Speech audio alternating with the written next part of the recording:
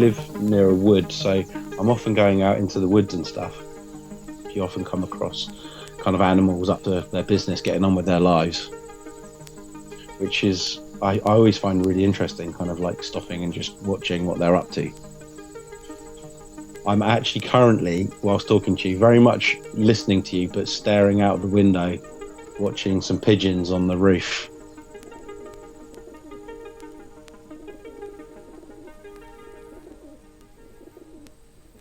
There's something, when you're outside listening to nature, it's great. But when you're listening to nature through a microphone, your headphones on. Oh, something else, man. That transports you. I think it's the excitement of knowing you're capturing a sound that's, in theory, never going to happen again, and you're documenting it there and then. It kind of contextualizes your surroundings, like you're in that moment, but you're somehow you're elevated, almost like you're above what's happening there and then, which is really a magical feeling. You're editing kind of reality.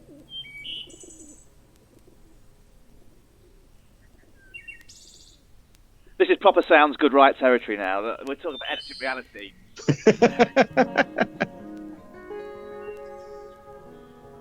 What about alien stuff? Summer before, 2 summers ago, this is my level of aliens. Ended up sitting on the floor at a festival, watching the Orb play, whilst eating fried chicken with just me and Nightmares on Wax, talking about aliens. Buttermilk fried chicken, and talking about aliens that he'd seen in his back garden in Ibiza on the sea. We should get him to talk about. He's well up for talking about this shit as well. Give me a bit of a prezi of the conversation. Oh, dude, he was saying that he fully fucking saw like some kind of weird spiked shape. I think there was 3 of them came out of the ocean. He reckons they live in the sea. But also, I think I've definitely spotted an unidentified flying object as well. On my way home, let's do an episode about alien, like an unidentified flying object. Winchester is meant to be one of the hot spots because we have loads of like crop circles and stuff around here as well, obviously, because it's the countryside. One November evening last year, Mrs. Bowles and a friend of the family, Mr. Pratt, were driving out of Winchester when they saw a light in the sky, a light seen by many other people that night. This is where we see the large orange light. That's right, yes, we did. There's a really interesting old video On the left here. of an old lady and an old guy who are about a mile away from my house now, who got stopped by an alien in the 1970s. And it's the local news report on them getting interviewed about a man stopping them in their car on an old country road. That was when we see what I shall say a cigar-shaped object hovering in front of us. He walked right in front of our car, and then he came over and he was this weird shining thing. Now, he was a tall man, roughly 6'1", 6'2". He had pink eyes, which were very piercing. He had sideboards and a beard, which met. He looked in at me, then he looked at Ted. After looking at Ted, he looked at my dashboard.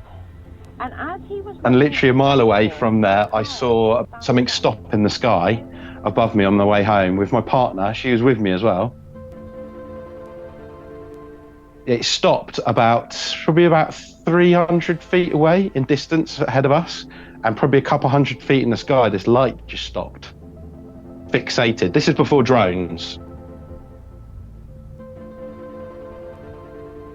This thing just fucking stopped and hovered for a while, and the light seemed to like move, and then it just zipped, but probably like 500 meters just zipped from my eye line into the distance and stopped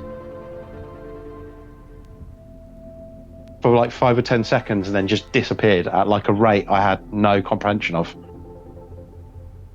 It was insane. It was insane.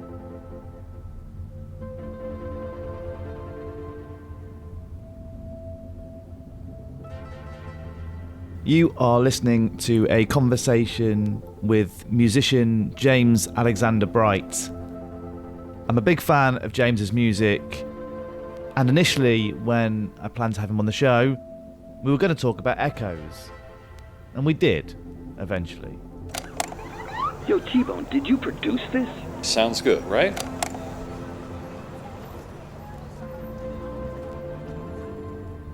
I've got quite a lot of stuff on echoes already recorded. Because I was going to go on like the physical form of like as a kid, like going into tunnels and shouting. I've just had this conversation with a guy called Trevor Cox. He wrote a book called Sonic Wonderland. He recorded the longest echo of all time. Normally when you make a mistake with improvisation, it has the good grace to disappear, but it doesn't here. I had a really vivid memory the other day, walking into town to the studio, talking to my eldest son about how I used to play on the school playground as like a 6 or 7 year old. When the wind picked up, opening my jacket up.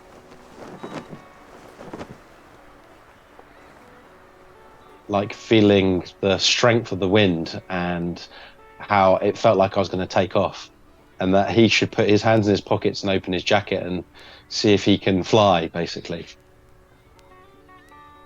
In the playground, we had this tunnel, like a tube. And why do memories of playing as a kid? They always involve tunnels or trees or whatever. And I used to get in one end of the tunnel, and my brother used to get in the other end of the tunnel, and we used to shout at each other. The echo, the delay in our voice was just fascinating. It's kind of otherworldly, isn't it? Like, you know, so aware of sounds around you. At that point, it was just like, wow, what the hell is this? Like short shouts, ah! And, you know, the delay, and then long, oh, you know, different pitches, different kind of sounds, clapping.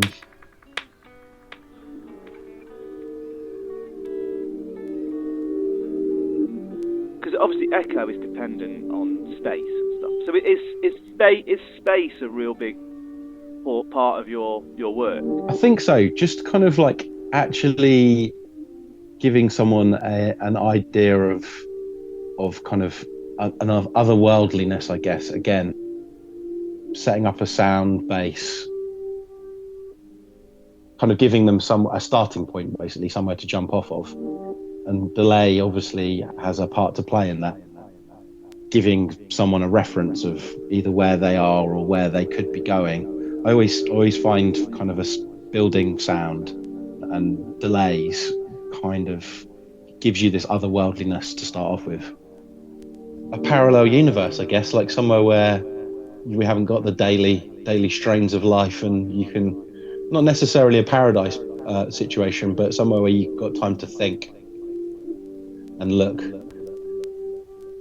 Like I'm one of those people that will kind of stop and stare at things for a little while. Daydreaming. My eldest son does a lot of daydreaming. Unfortunately for him, he's very much like me. He'll stare off into the distance and kind of take stuff in. Don't get as much time to do it now, but I think that's kind of one of the things my music brings to me, is having that time to be able to kind of lose yourself in sound or in a realm that you necessarily wouldn't be able to get to on the day-to-day. I always found that I was very much encouraged as a child to draw, and I'd record things, which is kind of a nice touching kind of base, I guess, for our relationship over the years. Recording the radio as a kid, I'd record like little kind of the sound of opening a door, or I'd sing little songs into the cassette deck. I have very strong memories of that. And also drawing. If I wanted something as a kid, my mum would make me draw the thing. You know, like kids do. They're like, no, oh, Dad, like, I want this new bit of Lego or whatever it is that they want. And I was always kind of encouraged to sit and draw these things.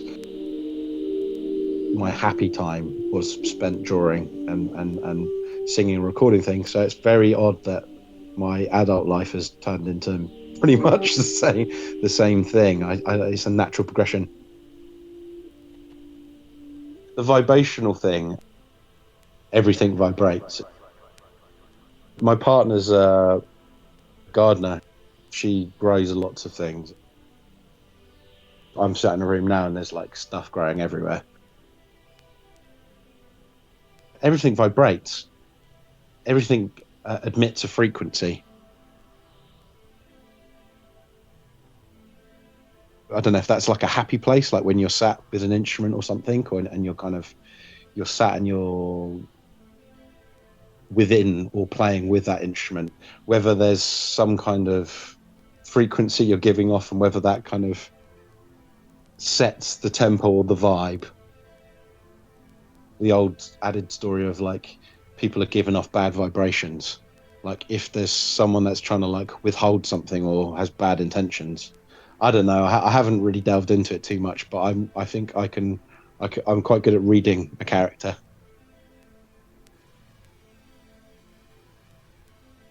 I think vibrations is an important part of music. Greenery is not a bad thing, is it? It is inspiring.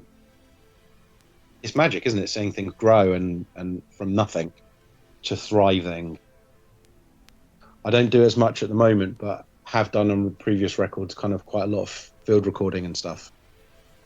Kind of spending time outdoors is quite important. Everything vibrates.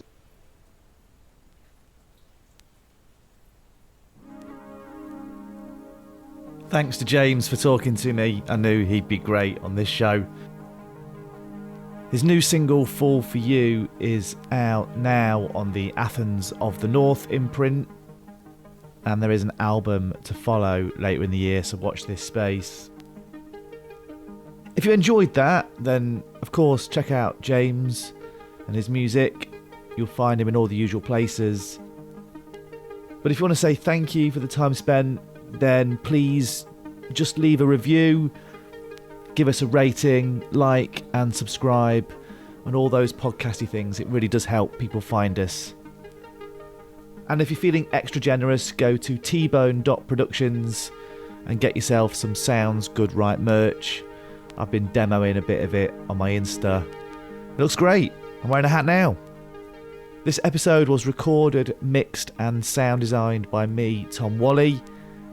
And the music was from James Alexander Bright. He sent me some noodles, some sketches, some ambient bits, some instrumentals, and just let me play with them. So thank you.